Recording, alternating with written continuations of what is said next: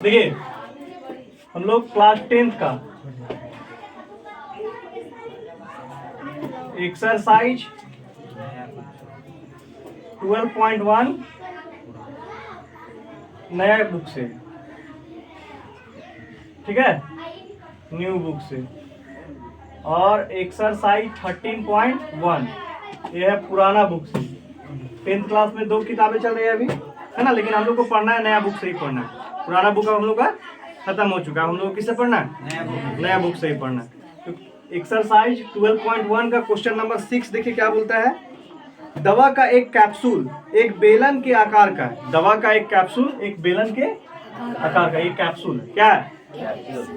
Capsule है जिसके दोनों सिरों पर एक एक अर्धगोला लगा हुआ है। जिसके दोनों सिरों पर एक एक अर्धगोला लगा हुआ है। तो दिक्कत है यहाँ तक। पूरे कैप्सूल की लंबाई 14 mm, पूरे कैप्सूल की लंबाई 14 mm है और उसका व्यास 5 mm है। उसका व्यास कितना है? 5 mm। ठीक, इसका पृष्ठीय क्षेत्रफल ज्ञात कीजिए। इसका पृष्ठीय क्षेत्रफल ज्ञात कीजिए। क्या बोलते हैं? पूरे कैप्सूल की लंबाई कितना है? 14 mm, है ना, 14 mm है। और इसका जो व्यास है, पूरा व्यास वो कितना है? 5 mm। यहाँ तक कोई दिक्कत? अब समझो, थोड़ा सा यहाँ पे समझना तुम लोग। यहाँ से यहाँ तक पूरा 14 है, ठीक है, यहाँ से यहाँ तक पूरा 14 है। अब यहाँ से यहाँ तक जो व्यास जो जा रहा है वो कितना है? 5 सेंटीमीटर। तो इसका जैसे कि जब भी हम लोग अर्धगोला बनाते हैं तो वो हर तरफ से ना 5 सेंटीमीटर होगा ना। तो इसको यहाँ से यहाँ तक में हम लोग 5 सेंटीमीटर को क्या किए? घटा दिए। 14 में 5 सेंटीमीटर को घटा दिए, कितना बच गया?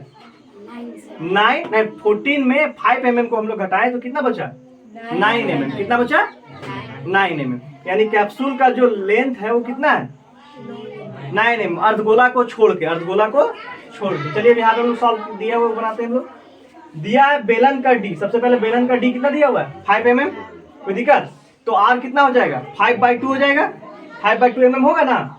तो एच कितना हो जाएगा? 14 mm में 5 mm को घटा देंगे कितना हो जाएगा? 9 mm। यहाँ तक कोई दिक्कत? बेलन का सब चीज निकल गया। अर्धगोला का देखिए क्या बोलते हैं। अर्धगोला का डी बराबर कितना दिया हुआ है? 5 mm। तो आर बराबर कितना हो जाएगा? 5/2 mm। यहाँ तक कोई दिक्कत? प्रश्न से कैप्सूल का पृष्ठीय क्षेत्रफल, यानी पूरे कैप्सूल का हम लोग को क्या निकालना है? पृष्ठीय क्षेत्रफल। बेलन का पृष्ठीय क्षेत्रफल प्लस 2 अर्धगोले का पृष्ठीय क्षेत्रफल। बेलन का पृष्ठीय क्षेत्रफल प्लस 2 अर्धगोले का पृष्ठीय क्षेत्रफल। बेलन का पृष्ठीय क्षेत्रफल फॉर्मूला क्या होता है? 2πr है। अब यहाँ पे 2 अर्धगोले का पृष्ठीय क्षेत्रफल था तो 2 का 2 लिख दिए यहाँ पे, ठीक है। अर्धगोला का पृष्ठीय क्षेत्रफल क्या होता है? 2πr², वो भी लिख दिए। 2 का 2 है, पाई का वैल्यू 22/7, आर का वैल्यू 5/2, 5/2 है ना, और एच का वैल्यू 9। कोई दिक्कत? प्लस का प्लस, 2 का 2, 2 का 2, पाई का वैल्यू 22/7। अब आर का वैल्यू 5/2 है ना, 5/2 है ना, तो इसको 2 बार लिख दिए। यहाँ तक कोई दिक्कत? ब्रैकेट बंद करके मिलीमीटर स्क्वायर डाल दिए। यहाँ तक कोई दिक्कत? अब देखिए 2 से 2 कट गया, बचा क्या? 22 का 22 लिख दिया, 9 बचे 45 लिख दिए, और नीचे 7 का 7 लिख दिए, प्लस का प्लस।